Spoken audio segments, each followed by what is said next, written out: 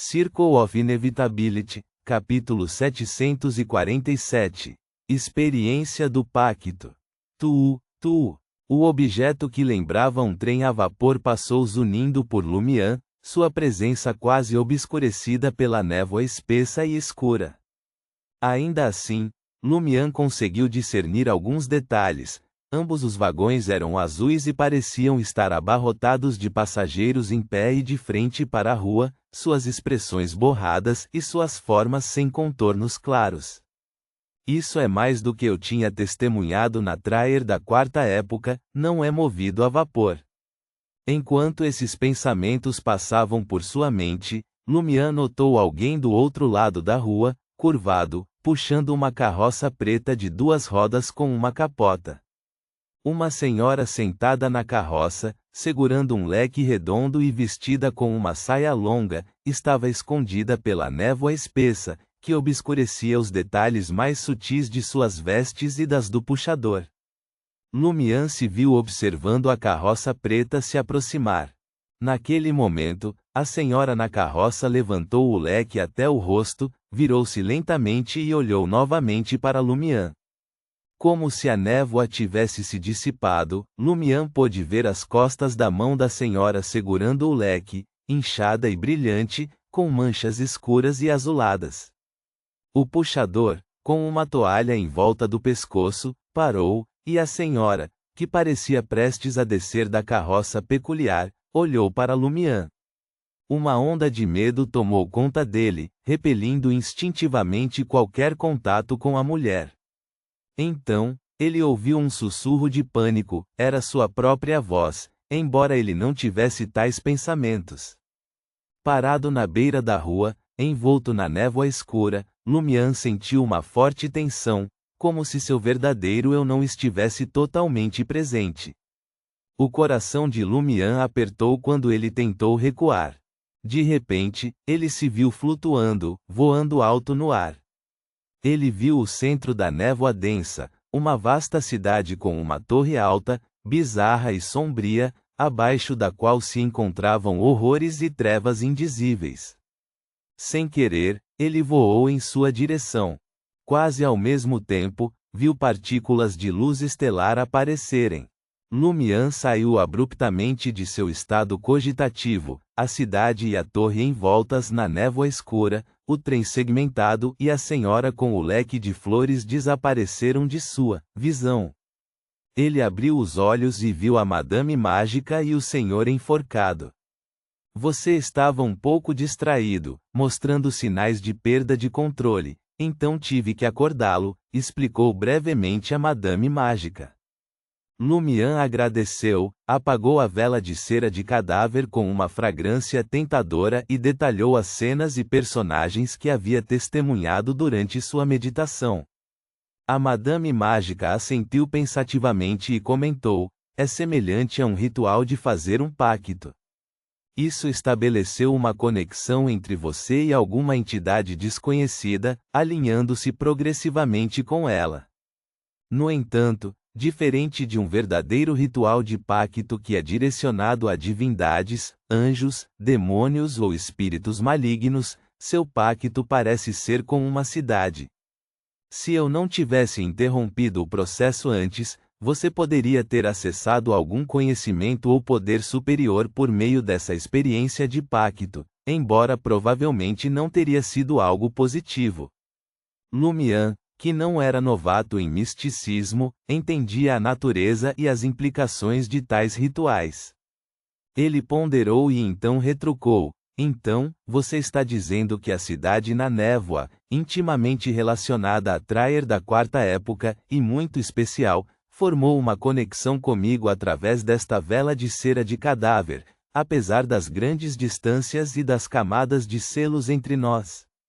Sim, não é uma ilusão, respondeu a Madame Mágica, olhando para a vela envolta em um pequeno frasco de vidro com um tom amarelo claro e vermelho, além dos olhos de cadáver do Cavaleiro de Ferro e Sangue e da Demônia do Desespero. Esta vela provavelmente contém alguns materiais especiais cujas origens eu desconheço. Existem 2 outros locais onde ela poderia ser mais eficaz, permitindo que você veja e experimente mais. Mas esses são muito perigosos. Você já mostrou sinais de perder o controle, então eu não recomendaria tentar agora. Os outros 2 locais, a curiosidade de Lumian foi despertada. Um deles é Traer da Quarta Época? Na Traer da Quarta Época, ele já conseguia ver parcialmente aquela cidade enevoada. Acender a vela e entrar em um estado cogitativo certamente revelaria muito mais visões e experiências. Sim, confirmou a Madame Mágica o palpite de Lumian. E onde fica o outro lugar? Lumian perguntou mais adiante. A menos que o projeto Vórtice da Escola da Verdade pudesse desbloquear os selos da Traer da Quarta Época, levaria muito tempo até que ele pudesse reentrar naquela versão de Traer. A Madame Mágica olhou para Lumian por alguns segundos antes de simplesmente dizer, Bansi. Bansi. Porto Bansi? O porto que foi destruído pela Igreja das Tempestades devido a alguma corrupção, de onde ninguém escapou. Essa também era a antiga casa do Anjo Vermelho Médici. Lumian assentiu quase imperceptivelmente. Considerando os ganhos do Anjo Vermelho na Traer da Quarta Época, e os caminhos que ele tomou, Lumian não tinha dúvidas sobre a natureza especial do Porto Bansi, que era semelhante à da Traer da Quarta Época. É claro, deve ser um lugar específico em Porto Bansi, não qualquer lugar, acrescentou a Madame Mágica, e continuou. Há outro lugar sobre o qual não tenho certeza quanto à eficácia da vela. Qual? Lumian perguntou. Então teve uma percepção repentina. Cidade dos Exilados, Morora? Correto. Agora você está vendo claramente as conexões entre as coisas, elogiou a Madame Mágica, aconselhando-o severamente. Se você decidir se aventurar nesses lugares e usar a vela de cera de cadáver para ajudar sua cogitação e completar o pacto, certifique-se de que alguém esteja com você o tempo todo para monitorar sua condição e acordá-lo imediatamente se algo incomum ocorrer. Vou me lembrar disso, Lumian prometeu sinceramente. Enquanto a Madame Mágica gesticulava para Lumian guardar a vela, ela pensou por um momento e disse: use a espada da coragem como um artefato selado por enquanto.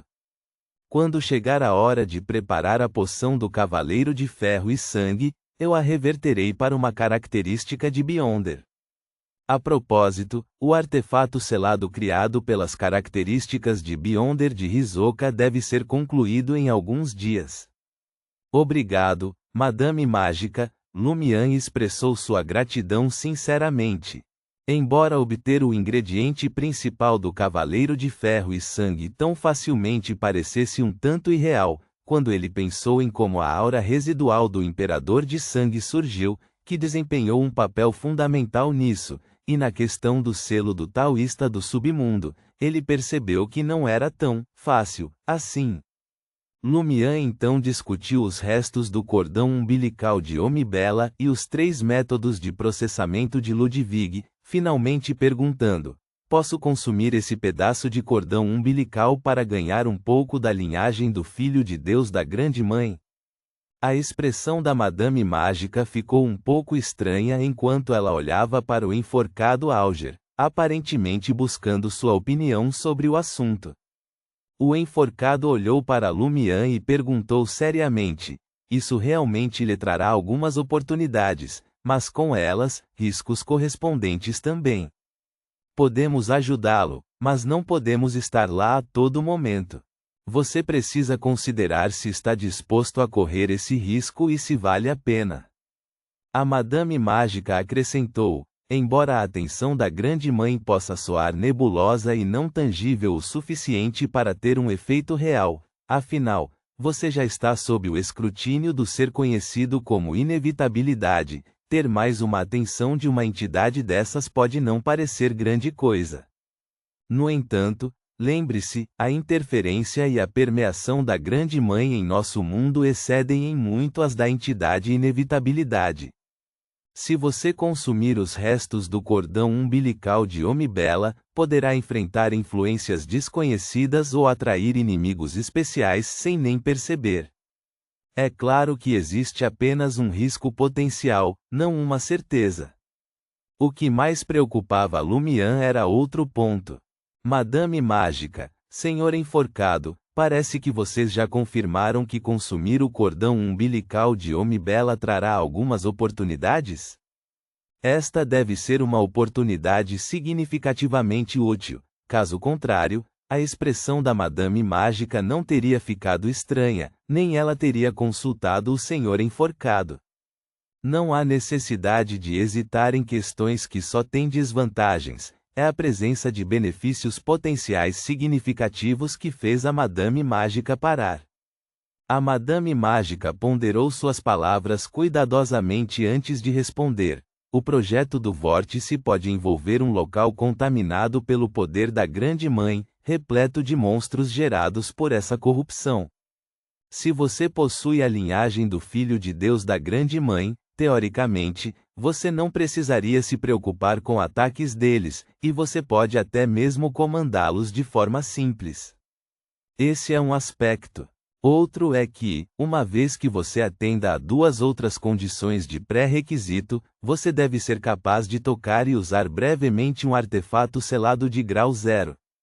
Artefato selado grau 0. Extremamente perigoso. Não deve ser investigado, disseminado, descrito ou espionado, capaz de destruir um país ou até mesmo o mundo inteiro.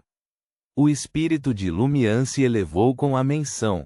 Até agora, ele havia encontrado indiretamente dois artefatos selados de grau 0 para 001 e 005. Qual é o número daquele artefato selado de grau 0?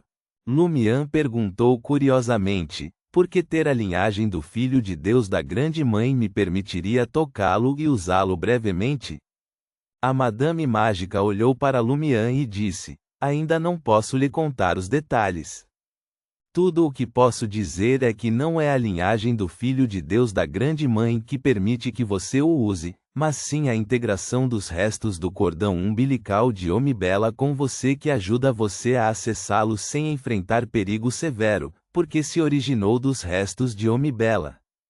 Restos de Omibela. Omibela tinha restos antes de nascer? Não, isso é normal, pois já existem restos do cordão umbilical antes de ela nascer. Ah, aquele que compartilha o mesmo nome? Não, obviamente, é mais do que apenas compartilhar nomes. Lumian ponderou e então perguntou, você está se referindo aos restos da deusa da colheita dos tempos antigos? Ponto.